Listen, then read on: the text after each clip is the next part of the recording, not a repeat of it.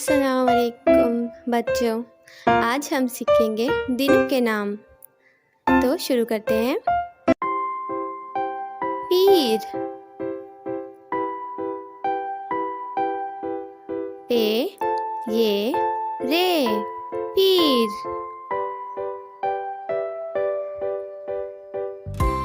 मंगल, meme नून गाफ लाम, मंगल। बुध,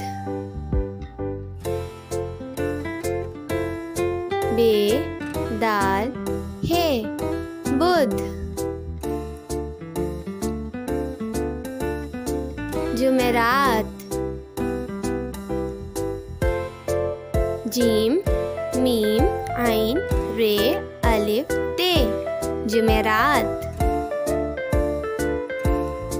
जुम्मा, gym meme आइन हे, जुम्मा। हफ्ता, हे फे ते हे, हफ्ता। इतवार, अलिफ ते वाव अलिफ रे, इतवार।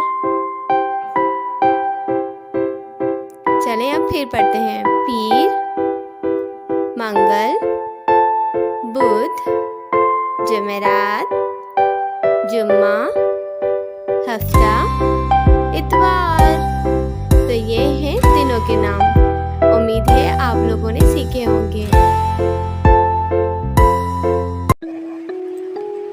Like and subscribe for more videos.